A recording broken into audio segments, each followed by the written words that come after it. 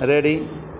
Sir, so far as the ideological and moral points of view are concerned, I do not think there will be anybody in this house who will consciously support a measure which will lead to things which do not go to build up our moral stature.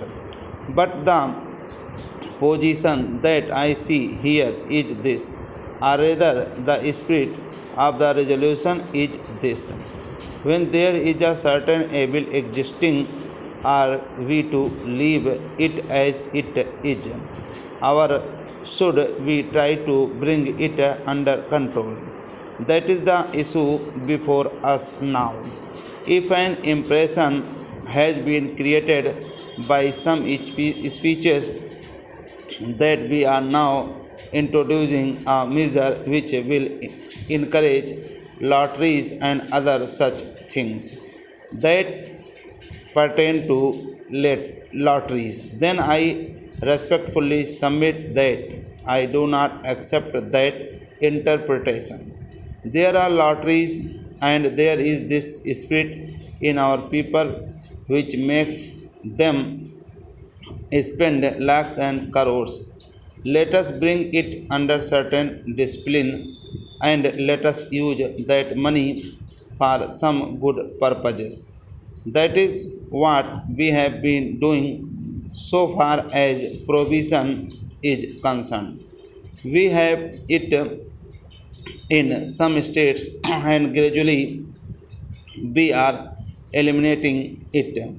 Similarly, in course of time, when we are fully prepared to practice that ideology, when we achieve that standard or ideal, certainly we will go ahead with this matter also.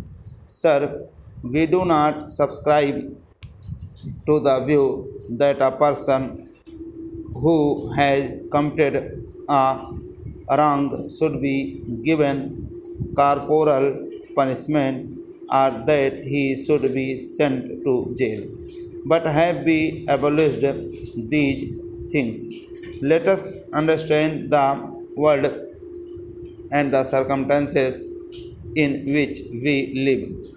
Let us approach this problem with a realistic mind and not with a theoretical mind, at the same time bearing in mind the fundamental principle that we should not go out of the way or do anything which would go against the very fundamental objective of the nation and the principles that the father of the nation taught us.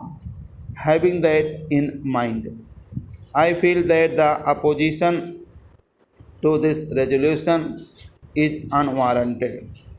Everybody started preaching moral principles with due respect to them.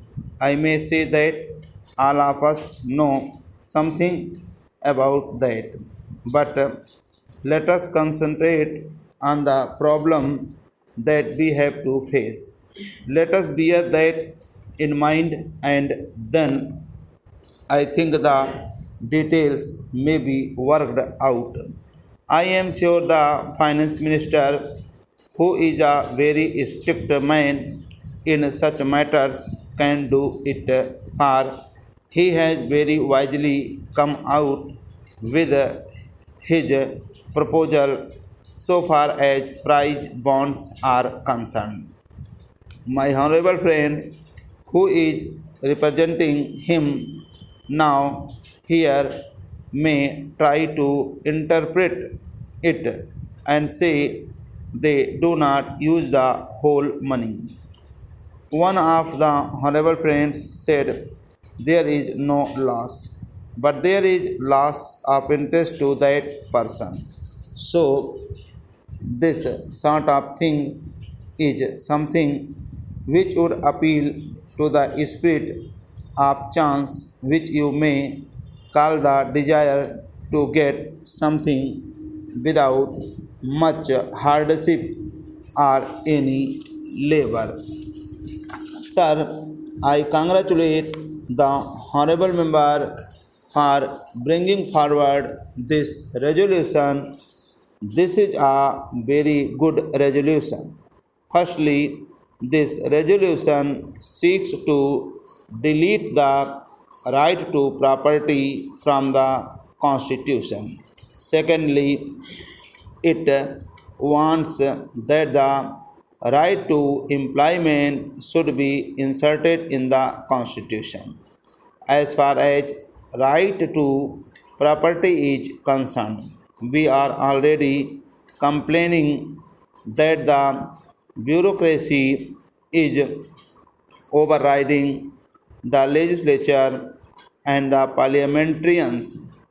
If we take such a step at this stage, if we delete the right to property from the Constitution, we will be greatly increasing the jurisdiction of bureaucracy. We would have to carry on our own soldiers the task of looking after the welfare and subsistence of the 60 crores of our people. It is not workable at present. It may be workable in some future time. In principle, it is a very good idea, but at present it is not workable. Secondly, it is a very good step towards socialism. Before taking a socialistic step, we have to think how far we are socialists ourselves, how far the 60 crores of our people are socialistic. Socialism does not mean that we should nationalize the property, but we should think whether we are dedicated to the society and how many of us think in terms of the society rather than the self. If we are not socialists ourselves, it would be very difficult to make the entire country socialistic. What I have to say in this connection is that we can restrict it in principle, but we cannot totally delete it. It is desirable that we should do something to restrict unlimited holding of properties by people.